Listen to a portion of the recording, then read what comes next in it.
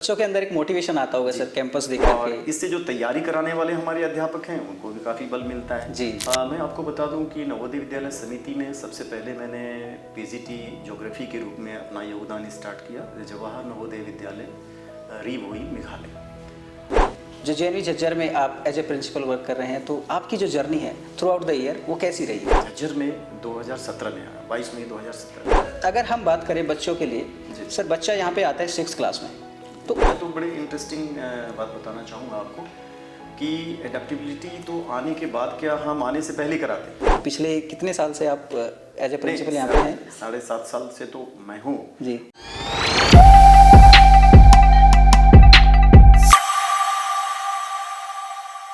Hello, welcome to the channel. तो आज हम लोग आपकी जो जेएनवी की जर्नी है उससे रिलेटेड कुछ एक बहुत ही इंटरेस्टिंग चीज़ लेकर के आए हैं। आज हमारे साथ जेएनवी झज्जर के प्रिंसिपल राज रत्न तिवारी सर है। मैं जेएनवी झज्जर में हूं, जो कि one of the oldest JNV है, और आज हम सर के थ्रू जानेंगे कि जो जेएनवी झज्जर में आज तक के टाइम में जो चेंजेस आए हैं, आपकी जो बच्चों के एडमिशन होने के बाद के जो भी दिनचर्या है उसके बारे में जानेंगे, बच्चों को क्या क्या सुविधाएं दी जाती है उसके बारे में जानेंगे, जो आपने जेएनवी में जाने का सपना बना रखा है वो कैसे दिखेगा, जेएनवी में जाने के बाद आपकी जो लाइफ है वो कैसी होगी, वो सारी चीज़ें आज हम डिस्कस करेंगे। सर आपका स्वागत है। सर हमें अपनी जर्नी के बारे में बताइए। जो जेएनवी झज्जर में आप एज ए प्रिंसिपल वर्क कर रहे हैं, तो आपकी जो जर्नी है थ्रू आउट द ईयर वो कैसी रही है? मैं आपको बता दूं कि नवोदय विद्यालय समिति में सबसे पहले मैंने पीजीटी ज्योग्राफी के रूप में अपना योगदान स्टार्ट किया जवाहर नवोदय विद्यालय रीवोई मेघालय, और असम में भी मैंने किया। इसके बाद मैं यहाँ पे झज्जर में 2017 में आया, 22 मई 2017, और तब से मैं लगातार यहाँ लगभग ये 8th ईयर्स रनिंग है हमारी। और इस दौरान जो विद्यालय की जो गतिविधि है और जो इसके परफॉर्मेंस थे उसको बड़ी बारीकी से पहले मैंने अध्ययन किया और अच्छे तरीके से इसको समझा, और फिर इसके प्रगति के लिए कार्यों में हम लगे। तो सर की जर्नी नॉर्थ ईस्ट से स्टार्ट हुई और आज सर जेएनवी झज्जर में प्रिंसिपल है। तो सर अगर हम बात करें बच्चों के लिए, सर बच्चा यहाँ पे आता है 6th क्लास में, तो उसके 6th क्लास में आने के बाद उसके लिए जो अनुकूलता आप बनाते हैं स्कूल में, बच्चे को एडेप्ट कराते हैं, उसके बारे में थोड़ा डिस्कस कीजिए। मैं तो बड़े इंटरेस्टिंग बात बताना चाहूँगा आपको कि एडेप्टेबिलिटी तो आने के बाद क्या हम आने से पहले कराते हैं। अच्छा सर। हाँ, और वो इस तरह से है कि जैसे जो बच्चे तैयारी कर रहे हैं हमारे प्राइमरी स्कूल्स में, गवर्नमेंट प्राइमरी स्कूल में खासकर मैं बता दूँ, चूँकि ये विद्यालय रूरल टैलेंटेड चिल्ड्रेन के लिए है खासतौर से, और ये खोला भी इसी उद्देश्य से गया था। जी। तो उन बच्चों को हम जो अध्यापक होते हैं उनको मोटिवेट करता हूँ कि आप बच्चों को यहाँ लेके आएँ और बच्चों को विद्यालय दिखाएं, क्योंकि जहाँ आप इनका दाखिला दिलवाना चाहते हैं वो है क्या, पहले इस चीज़ को तो जानना बहुत जरूरी है। बिल्कुल।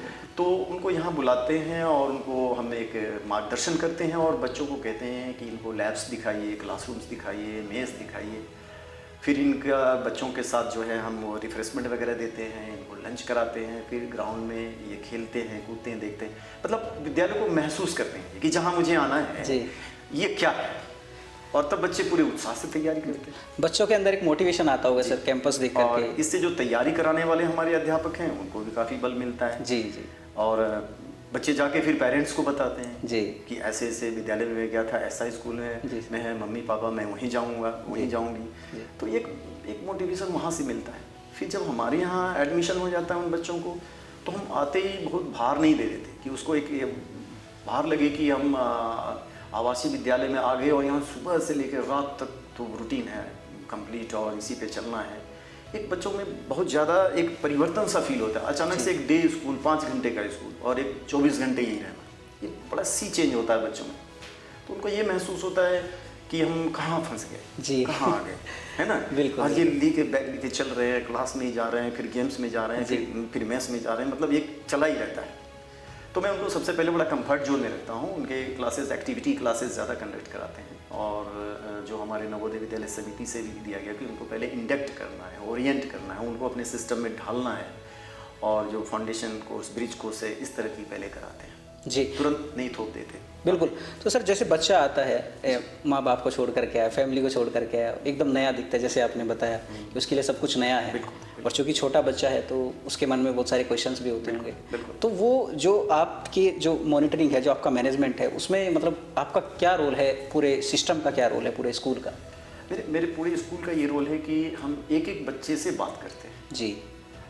और उन बच्चे की हॉबी, उनको करना क्या है, वो चाहते क्या हैं, उनके अब तक की पढ़ाई का मकसद क्या है, और लगभग ये मॉनिटरिंग करते हैं कि उनको कैसा महसूस हो रहा है घर के परिवार से छोटे बच्चे को अलग होके, क्योंकि अब तक वो माँ बाप के साथ सोते रहे हैं, खाते पीते रहे हैं, तो उनको बड़ा एक अकेलापन सा महसूस ना हो, तो इसको दूर करने की हम भरपूर कोशिश करते हैं। उनके साथ लंच भी करना, उनके साथ डिनर भी करना, उनके साथ हर एक्टिविटीज़ में रहना, तो ये सारा करते रहते हैं। और जब उनकी घर की याद आए तो उनकी पीठ थपथपाना, उनको प्रोत्साहन देना, और फिर बात करा देना पेरेंट्स से कि देखो दूर नहीं है, तुरंत हम तुमको भेज भी देंगे, ऐसा नहीं कि छुट्टी नहीं मिलेगी, आ गए तो अब जो छुट्टी होगी उसमें जाना है। तो कुछ इस तरह की चीज़ें हैं जो उनको कराते रहते हैं। उनको ये फील होता है कि नहीं, यहाँ ऐसा कोई बंधन नहीं है, जैसे कुछ लोगों ने जहाँ कह दिया कुछ ऐसे कह देते हैं, तो इस तरह की चीज़ें उनके अंदर पनपने नहीं देते हैं और कहते हैं देखो तुम्हारे ये बड़े भाई हैं, देखो कितने बड़े हो गए, वो इसी तरह से आए थे, आप जैसे ही थे, देखो आज बड़े हो गए, नहीं कितने बड़े हो गए।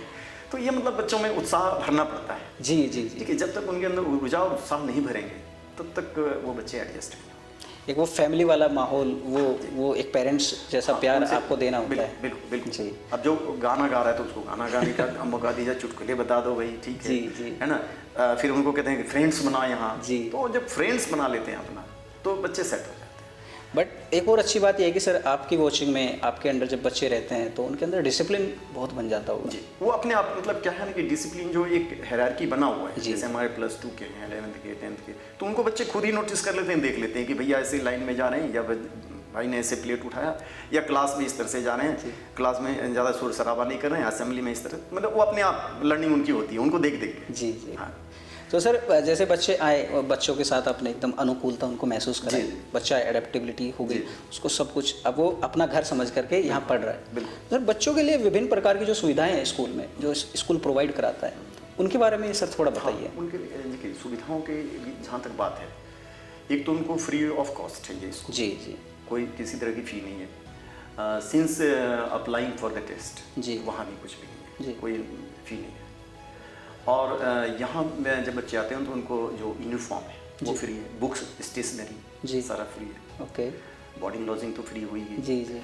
इसके बाद बच्चे जो खेलते हैं, खेलने की सामग्री है, जो कुछ भी है वो सब उनको अवेलेबल कराई जाती है, जो जिस बच्चे में जिस रुझान है, जैसे म्यूज़िक है, आर्ट है, सभी चीज़ों में। जी सर।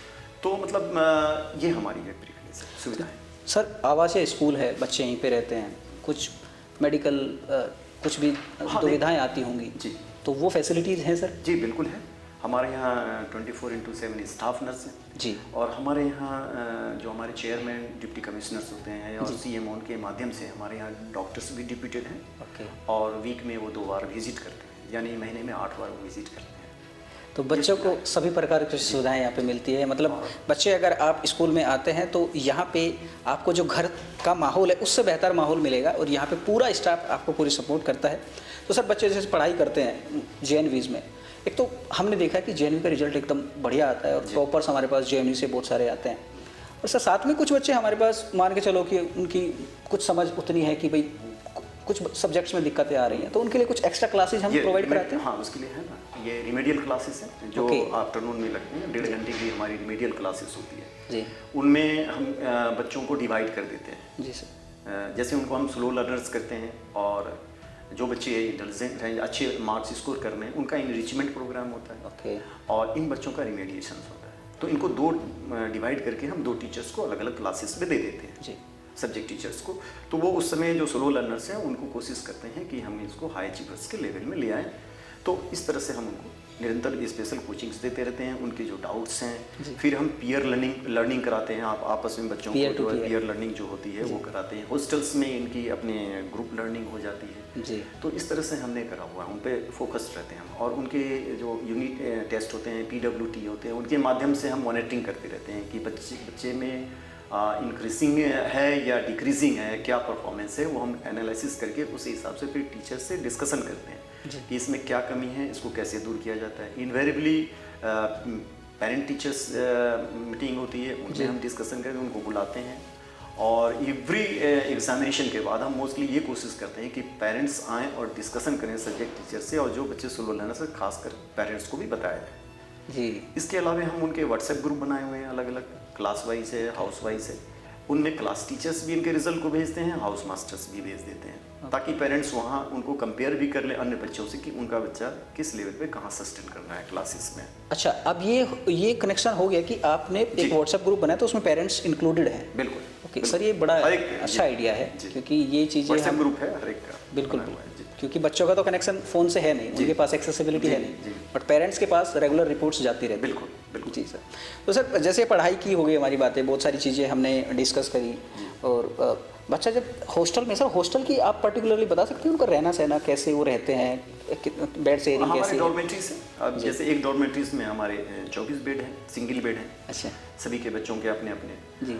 और वहाँ एक अच्छा एम्बियंस एनवायरनमेंट बनाया गया बच्चों का आपस में जी रहने के लिए, पढ़ने के लिए, जो एक कंजेनियल एटमॉस्फेयर है वहाँ। और पहले तो टीचर्स ही हैं जो ज़्यादा इन्वॉल्व रहते हैं उनके पेरेंटल केयर के लिए, और अब हमारे पास केयर टेकर्स हो गए, जैसे 2 केयर टेकर्स हम रखे हैं, 2 केयर टेकर्स हैं, वो इनका ध्यान रखते हैं। जी। बच्चे पढ़ रहे हैं नहीं पढ़ रहे हैं, क्या कर रहे हैं एक्टिविटीज़ के बारे में। और उधर अब 200 से ज़्यादा स्ट्रेंथ है गर्ल्स में, तो मेट्रोन रखी गई हैं, 3 मेट्रोन हमारे पास है जो उनका सतत देख रेख करते हैं। और बच्चे रहने के लिए बेडिंग आइटम्स भी जो ऐसा मैंने बताया तो वो भी फ्री में मिल जाता है। और बच्चे अपनी साफ़ सफाई, बेड को कैसे रोल करना है, बेड को कैसे अच्छे से रखना है, अपने शूज़ को कैसे प्रॉपर्ली रखना है, बॉक्स को कैसे रखना है, बुक्स को किस तरह से, ये सारी चीज़ें बताई जाती हैं। ये सर बड़ा एक इंडिपेंडेंट जैसे कहते हैं, बिल्कुल। इंडिपेंडेंसी जब क्रिएट हो जाती है तो बच्चा डिसिप्लिन हो जाता है, और वही एक अलग एक निखर के निकलता है बच्चा। जब 12वीं पास करके वो आएगा तो एक सिस्टमेटिक हो जाता है, सोसाइटी में अलग तरीके से ट्यून्ड बच्चे जिसको कहते हैं। बिल्कुल सर। और ये एक्चुअली जेएनवीज का ओरा, जेएनवीज की जो सुविधाएं और जो जेएनवीज का अभी रिजल्ट्स भी निकल करके आ रहे हैं, जेएनवीज के जो आपने अपने जीवन काल में जितनी भी आपकी जर्नी रही है जेएनवी, बिल्कुल बहुत सारे आईएएस डॉक्टर्स आपके यहाँ से प्रोड्यूस हुए, बहुत ज़्यादा बने हैं। तो सर आप बताएंगे थोड़ा सा एक्सपीरियंस की, कैसे आपके जो पढ़ाए हुए बच्चे हैं, जो पढ़ाए हुए आपके स्टूडेंट्स हैं, वो आज कहाँ पे हैं? नहीं, वो अच्छे अच्छे पदों पे हैं, जज भी हैं, वकील भी हैं, पुलिस में हैं, ये आर्म फोर्सेस में हैं, लीडर भी हैं, और आर्टिस्ट भी हैं, इसके अलावा टीचर्स हैं। तो मतलब कोई ऐसा फील्ड नहीं है। वर्कशॉप में भी काम कर रहे हैं, अपना एंटरप्रेन्योर्स भी हैं, और स्टार्टअप भी किया है, और खुद जॉब में रह के कई लोगों को जॉब दे रहे हैं। तो एक बहुत बड़ा एक परिवार तैयार हो गया है देश में, एक अलग ही नवोदयंस जो फैमिली कहा जाए। और इसकी जो आपस में बॉन्ड है वो यूनिक है। जी सर, यूनिक है। और इतने अटैचमेंट है इन बच्चों का, जी जैसे हमारे पूर्व छात्र भी होंगे तो उनका अटैचमेंट, प्रगाढ़ अटैचमेंट जिसको कहा जाए, चाहे वो टीचर्स के प्रति हो, अपने भाई बहनों के प्रति हो, परिवार, देश, समाज, सबके प्रति डेडिकेटेड है। इसलिए आप देखेंगे गवर्नमेंट सबसे ज़्यादा लाइक भी हमारे नवोदयंस को कर रहे हैं। बिल्कुल सर, बिल्कुल। और उसके पैटर्न पे कई तरह के और भी इसी के पैरेलल संस्था भी खोल दी है जी। और खोलने की अब उम्मीद भी की जा रही है, क्योंकि ये बड़ा ही सक्सेसफुल रहा और यूनिक सिस्टम है वर्ल्ड वाइड। बिल्कुल सर, बिल्कुल। तो कितना कहना, अनकाउंटेबल बच्चे हैं जिन्होंने बहुत अच्छे करे हैं। जी सर। और कर ही रहे हैं। और सबसे मुझे आश्चर्य ये होता है कि जब मैं देखता हूँ जिनके घर भी टाट फूस के हैं और अच्छे नहीं हैं, अब वो घर महल में परिवर्तित हो रहा है इन बच्चों के पढ़ाई की वजह से। नहीं सर, ये आपने बहुत बढ़िया बात कही है, क्योंकि जो रूरल बैकग्राउंड के बच्चे हैं जब जेएनवी में आते हैं तो वो एक पूरी जनरेशन जो है ना सर, वो पूरी बदल जाती है। अब मैं तो ये कहूँगा कि गरीबी दूर करने में इसकी भी अहम भूमिका है। नहीं सर, यदि एक परिवार से बच्चा निकल जाता है और आगे बढ़ जाता है तो पूरे परिवार को बढ़ा लेता है। तो इससे मैं एक बच्चा ही नहीं कहूँ बल्कि एक परिवार भी बढ़ रहा है। जी। तो सर जेएनवीज में जैसे आप तो झज्जर में हैं, तो हरियाणा में पड़ता है, एक्स्ट्रा करिकुलर एक्टिविटीज़ भी हमारे पास स्कूल में होती होंगी। हाँ, गेम्स का यहाँ बहुत ज़्यादा है, तो हमारे पास ग्राउंड्स भी बड़े बड़े हैं, बच्चे गेम्स में भी आगे बढ़ रहे हैं।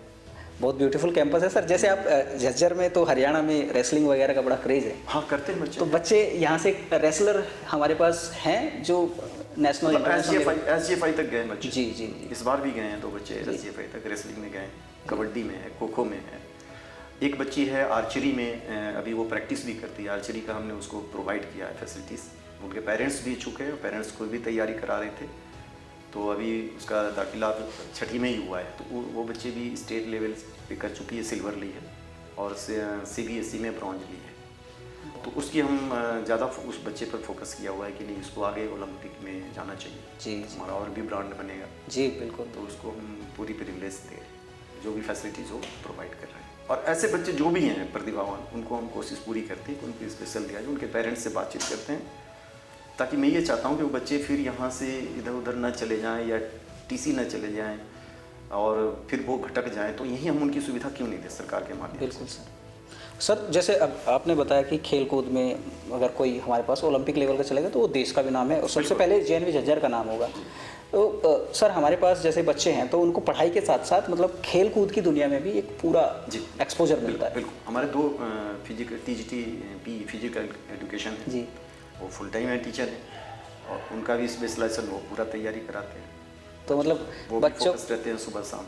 श्योर मतलब बच्चों को ऐसा नहीं है कि केवल पढ़ाई का दबाव है आपके ऊपर, आप खेल कूद में अगर अच्छा हैं तो आप खेल कूद में भी अपना करियर बना सकते आर्ट में अच्छे हैं तो आर्ट एक्टिविटीज़ कराना है कि म्यूज़िक में तो म्यूज़िक है। हमारे सारे म्यूज़िक इंस्ट्रूमेंट बच्चे ही बजाते हैं और हाई स्कूलों में तकरीबन आपको मिलेंगे।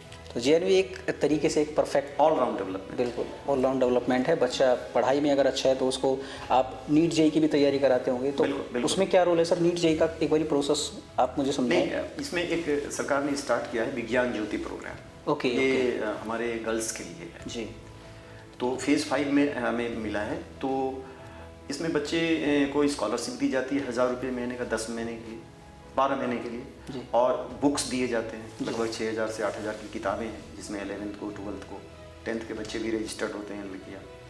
तो 50 लड़कियाँ रजिस्टर्ड है। उनको एक्सपर्ट जो है सब्जेक्ट एक्सपर्ट हम बुलाते हैं, जेई और नीट के वाले वो आते हैं। उनमें प्रोविज़न है जी कि सब्जेक्ट एक्सपर्ट को बुलाना है और उनसे उनके क्लासेस भी कंडक्ट करवानी है, तो वो हम करवाते हैं। जैसे फिजिक्स की है, मैथ्स की है, बायो की है, ये कराते हैं।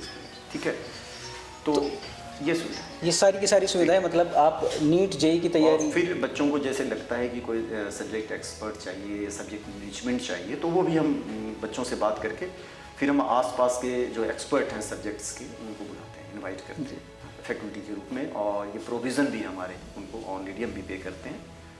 और बच्चे जिस फैकल्टी को कहते हैं ये बहुत अच्छा है तो उनको हम कोशिश करते हैं कि उनको लाएँ। और ख़ास करके हम दोपहर वाली जो हमारी रिमेडियल्स टाइम होते हैं उनको अरेंज करते हैं। तो सर इंटर JNV कंपटीशन भी होते हैं जिसमें बच्चे अलग अलग JNVs में जाते हैं? बिल्कुल। तो वो गेम्स में होते हैं और को करिकुलर एक्टिविटीज़ में है। ओके। डिफरेंट तरह के जो ऑर्गेनाइज, जैसे आर्ट कंपटीशन हुआ या गेम्स हुआ। फिर एक आपकी है नेशनल चिल्ड्रन साइंस कांग्रेस है, इसमें एक दूसरे स्कूल में जाते हैं बच्चे। और इसके अलावे ये होता है कला उत्सव के माध्यम से भी बच्चे जाते हैं, कला उत्सव में भी पार्टिसिपेट करते हैं। इसके अलावा बहुत सारे इस समय भारत सरकार के द्वारा बहुत सारे प्रतिस्पर्धाओं का अपॉर्चुनिटी अवसर आता है, उनमें बच्चों को कराते हैं, पार्टिसिपेट करते हैं बच्चे हमारे।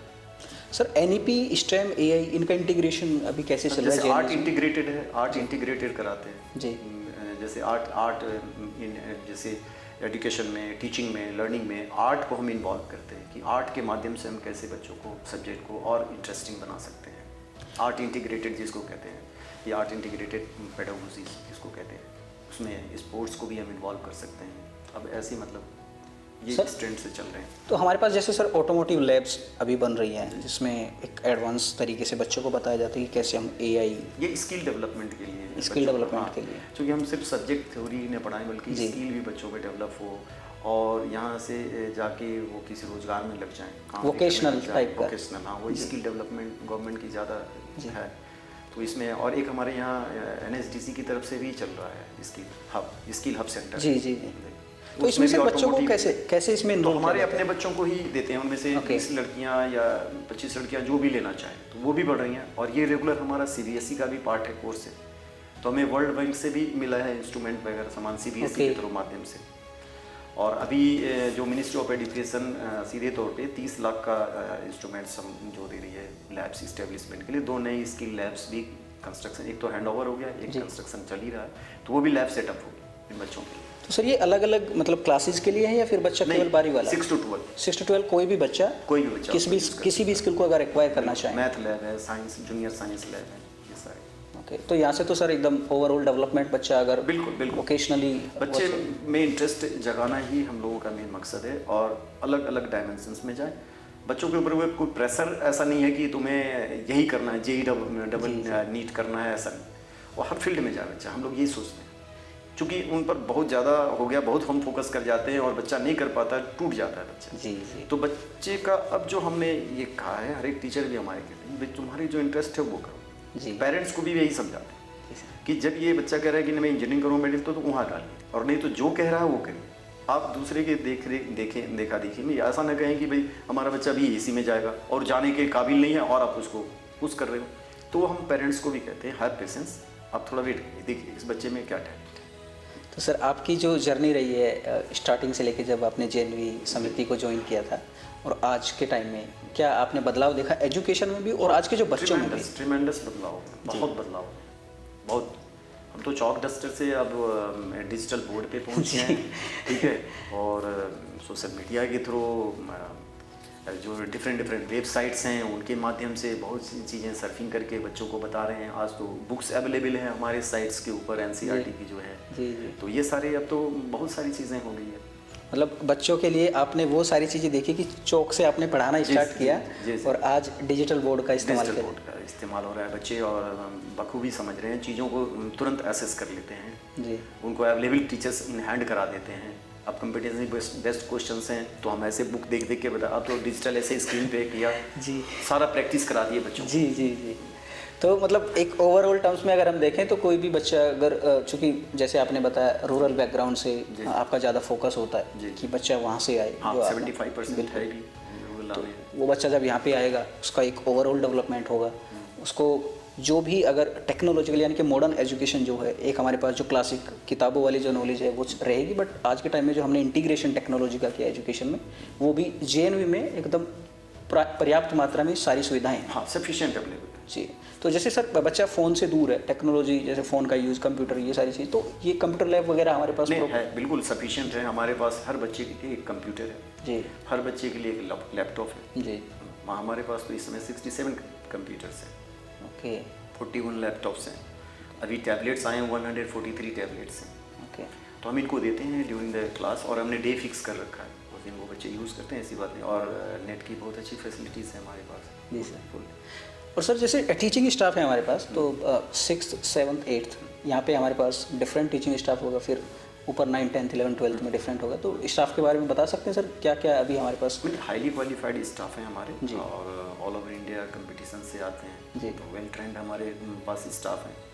फिर अभी एक CPDT कोर्स शुरू किया है, TGTs को भी PGTs को भी करा रहे हैं इग्नू के माध्यम से, Indira Gandhi national open university के माध्यम से, वो सर्टिफिकेशन कोर्स है, वो टीचर हमारे कर रहे हैं जी। हमारी जो नवोदय विद्यालय समिति वो करा रही है जी। तो मतलब टीचर्स बिल्कुल वेल वर्स्ड हैं हमारे। और हमारे NLI स्थापित किए गए हैं, नवोदय लीडरशिप इंस्टीट्यूट, इस समय 4 हैं देश में, वहाँ भी इनको ट्रेनिंग दी जाती है, induction course, orientation course, in service course के माध्यम से।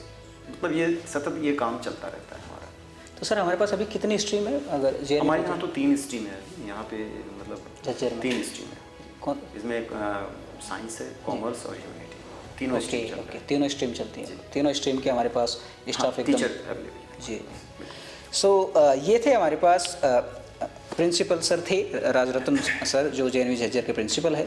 सर आपसे बात करके बहुत अच्छा लगा, और जेएनवी झज्जर का जो कैंपस देखा सर, उसमें भी एकदम वेरी ब्यूटीफुल कैंपस आपने बहुत अच्छे से मेंटेन किया है। और सर थोड़ा सा एक बार कैंपस के बारे में बताइए, कैंपस को आपने कहाँ से, मतलब पिछले कितने साल से आप एज ए प्रिंसिपल यहाँ पे हैं? 7.5 साल से तो मैं हूँ जी, और मैंने पूरी कोशिश की है इसके ब्यूटिफिकेशन की जी जी। बहुत अच्छा काम, मेन गेट से लेकर के यहाँ तक देख रहे हैं जी, काफ़ी काम हुआ है, वो आपको और हमारे स्टाफ भी और लोग बताएंगे, मैं अपनी तारीफ क्या खुद करूँ। हमने 2 किचन गार्डन भी डेवलप किए हैं, उनमें प्रोडक्शन भी होता है जी, हम सीजनल वेजिटेबल्स लगाते हैं।